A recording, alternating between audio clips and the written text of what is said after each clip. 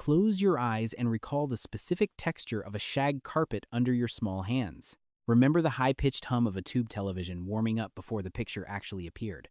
You are 6 years old, sitting in a living room that feels vast and unsupervised. There is a specific frequency in the air, a buzzing, electric type of cultural optimism. Even though the news mentioned nuclear threats, the movies told you that Goonies never say die. This wasn't just childhood nostalgia. It was the foundation of your entire psychological architecture.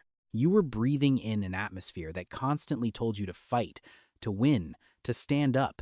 Psychologists now look at that specific era and identify a trait called hardwired confidence. It wasn't something taught in a classroom. It was absorbed through the cultural groundwater. Rocky Balboa getting back up off the mat wasn't just a movie scene. It was an instruction manual. The economy was booming, walls were falling, and you felt a physical momentum in your chest. You didn't need a safety net because the world told you that you already had wings. This is why the modern sensation of doom-scrolling feels like a foreign language to your soul. Your baseline setting, your factory default, is actually a form of aggressive hope. You walk into rooms today expecting a solution, not an apology, because that is how you were programmed. That creates a friction when you look at the cautious, safety-first nature of the modern world. You feel like a time traveler who kept the currency of a defunct country in your pocket. But that currency, that absolute lack of fear, is the most valuable thing you own. It started before you even left the house in the morning, in the quiet of your home. But the real training began the moment the heavy front door clicked shut behind you. You remember the silence of an empty kitchen and the weight of a key hanging from your neck? There was no tracking app, no text message check-in, just a deadline defined by the setting sun. You learned to navigate the quiet rooms, making snacks and solving problems before any adult returned home. This period of unsupervised hours wasn't neglect. It was a masterclass in what researchers call latchkey autonomy. While others waited for instructions, you were forced to develop an internal compass that never quite broke. You didn't just play outside. You managed a kingdom of suburban streets and hidden backyard trails alone. That independence forged a brain that can plan, execute, and adapt without needing a constant thumbs-up emoji. You became a self-regulating unit, capable of sitting with your own thoughts for hours without any digital noise. And here's the part nobody talks about. You weren't just being brave, you were being fundamentally lonely. That loneliness was a crucible that hardened into the self-reliance you carry into every boardroom today. Think back to the sheer physical effort it took to simply enjoy a piece of popular culture.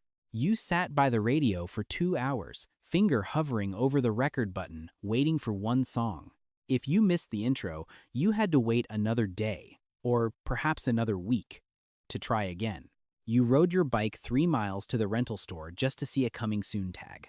Psychologists call this effort-based reward, and it fundamentally altered how your brain processes dopamine and satisfaction.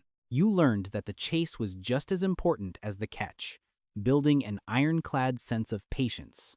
Instant gratification feels hollow to you because you remember when things actually had a price in time. Your reward system was built for the long game, not the quick hit of a scrolling social feed. You are the master of the slow burn, the one who stays until the job is actually finished. This world of waiting taught you the value of things you could actually hold in your hands. You still remember the specific weight of a vinyl record and the smell of a new cassette inlay. In your world, when something broke, it stayed broken. There was no undo button for a snapped tape.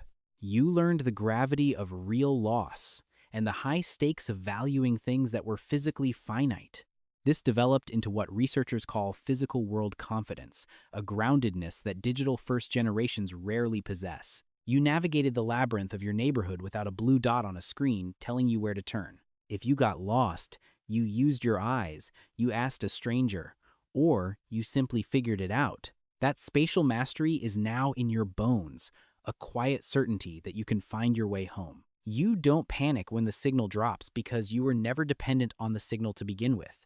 Think about a summer afternoon spent with friends where not a single photograph was ever taken. There was no audience to perform for, no digital gallery to curate, just the raw experience of being. You possessed a presence capacity that is becoming a rare commodity in a world of constant notification pings. Your brain was trained to be fully in the room, absorbing the dust motes and the laughter entirely. Because you weren't busy recording the moment, your mind was forced to actually live it, creating deeper memories. You can sit in a waiting room for 20 minutes without reaching for a rectangle of glowing glass. That isn't boredom. It is a neurological superpower of sustained attention that you developed in the quiet 80s. You were the last generation to know the world before it became content for someone else's consumption. You lived for the sake of living, not for the sake of showing, and that changed your internal chemistry. You are comfortable in the gaps, the pauses, and the silences that send younger minds into a frantic spiral. But this strength often makes you feel like an alien observing a world that has forgotten how to be. You stand on the shore of a digital ocean, still remembering what the solid ground felt like. You are the bridge generation, the last scouts of a world that was entirely physical and analog. You remember the friction of the old world, and you mastered the speed of the new one. That stubbornness people see in you, it isn't a refusal to change, it's a deep-seated competence. You feel like an outsider today because you still value things that are becoming endangered or extinct. The way you look at a problem as something to be solved, not just complained about, is your legacy. You are the guardian of the slow reward, the keeper of the internal compass, the master of presence. When the screens go dark and the noise stops, you are the one who knows what to do.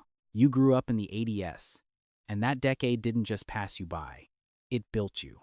It gave you the armor of self-reliance and the weapon of a focused, fearless, and patient mind. Recall that texture of the shag carpet and the hum of the television one last time. They are the sensory anchors to a version of yourself that was once completely, wildly free. You were raised on freedom, and because of that, you can never truly be lost in any era. The world changed its skin, but it didn't change the foundation that was laid in those sun-drenched years. You don't need the external validation of 1,000 likes to know that your life has weight. You were the latchkey kid who became the anchor for everyone else in a storm of digital chaos. Be proud of the calluses on your brain and the quiet, steady beat of your 80s heart. You are not a relic of a bygone era. You are the blueprint for how to survive it. Take a breath and feel that built-in mindset of hope that they can never take from you. You came from a different planet, but you brought the best of it here to this one. Keep walking, keep building, and remember, you were made for the chase, and you already won.